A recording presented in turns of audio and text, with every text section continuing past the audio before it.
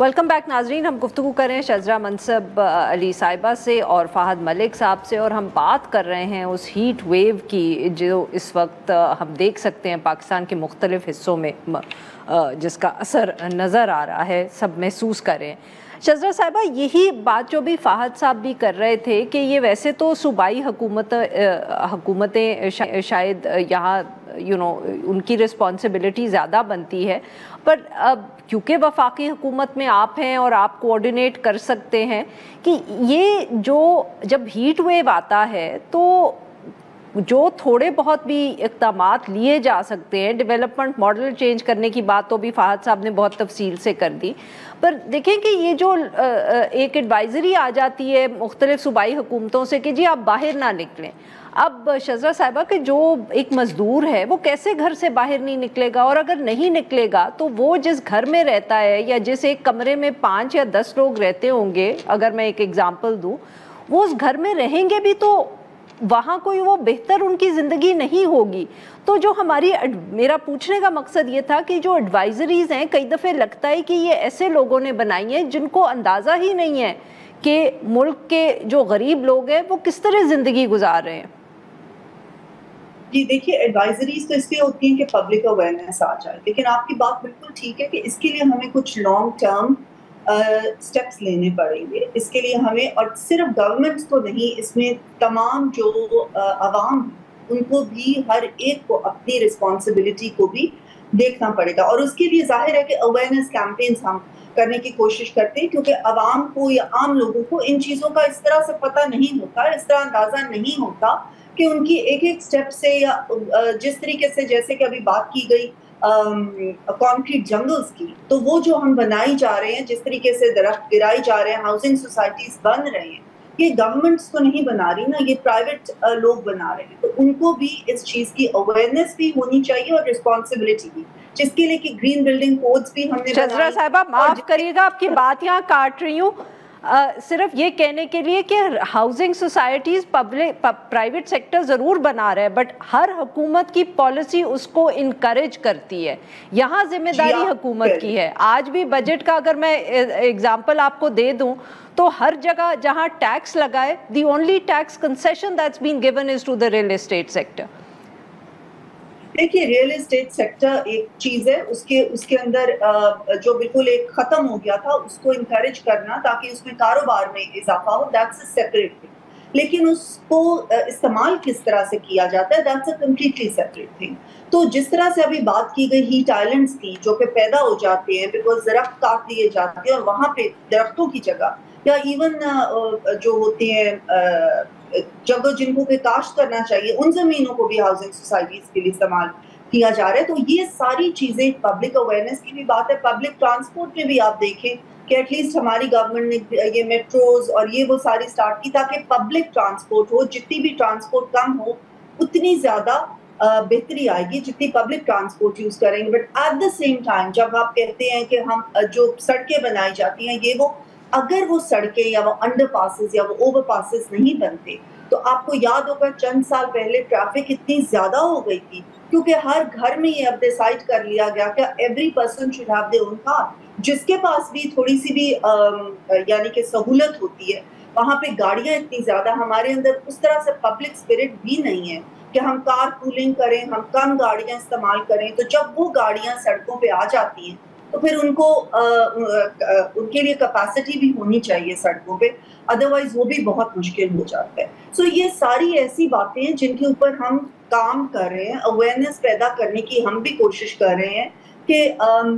Trees plantations को encourage करें, अपनी वर्टिकल बिल्डिंग्स को इनकरेज करें, इस चीज़ को इनकरेज करें कि ग्रीन बिल्डिंग कोड्स को फॉलो किया जाए ताकि एनर्जी कंजर्वेशन हो सके और एनर्जी एफिशिएंसी के साथ हम इस्तेमाल करें। गाड़ियों के ऊपर भी अगर आप बजट की बात करें तो जो फॉसिल फ्यूल ड्रिवन कार्स हैं या वो चीज़ें, उनके ऊपर थोड़ा सा टैक्स अब लगाने का यही मकसद है कि इन चीज़ों को डिस्करेज किया जा सके और हम ईवीज की तरफ आए, इलेक्ट्रिकल व्हीकल्स की तरफ आना अवाम को इनकरेज किया जाए ताकि वो इलेक्ट्रिक व्हीकल्स की तरफ आ सके। फिर प्रोडक्शन अपने मुल्क में हम ऐसी चीज़ों को कर सके ताकि हमारी ना सिर्फ ये कि इंडस्ट्री बूम करे لیکن وہ ہماری ہوم گرون چیزیں جو ان کو استعمال بھی کیا جائے. اس کے بعد ہم میاواکی فارسٹ ان کو کہتے ہیں,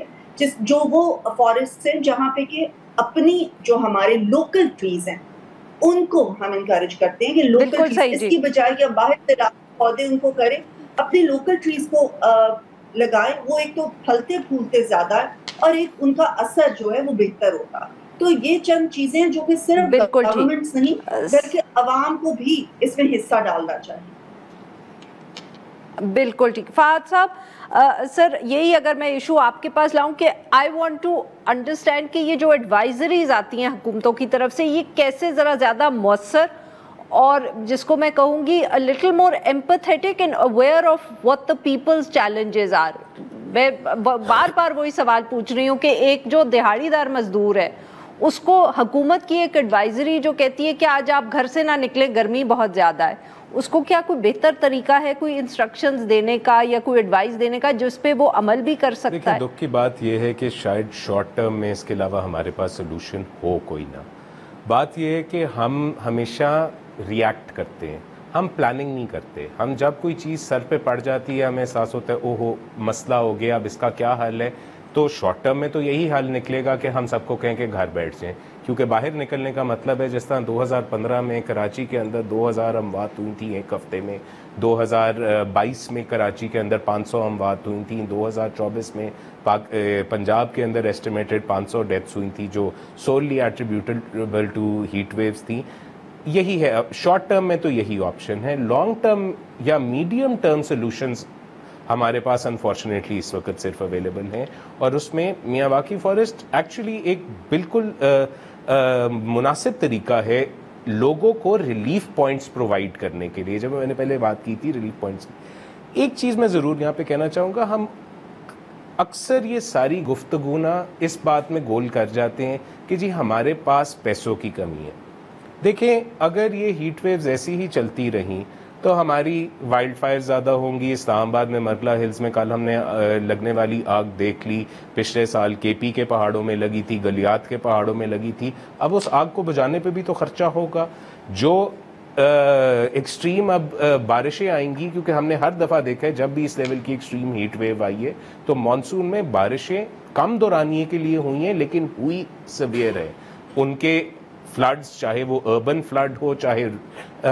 جنرل فلڈز ہوں, چاہے فلیش فلڈز ہوں, ان سب سے ڈیل کرنے کے لیے بھی ہمارا ایک خرچہ ہوگا. ہمارا ایک ایگریکلچرل لاس ہوگا اس کی وجہ سے, اس سے ڈیل کرنے کے لیے بھی خرچہ ہوگا. ہمارا بایو ڈائیورسٹی لاس ہوگا, اس سے ڈیل کرنے کے لیے بھی خرچہ ہوگا. تو بجائے یہ کہ ہم اس کے کانسیکوینسز کے اوپر خرچہ کریں, ہم پہلے ہی وہ خرچہ کیوں نہ کر لیں تاکہ یہ issues medium to long term میں ریزالو کیے جا سکیں.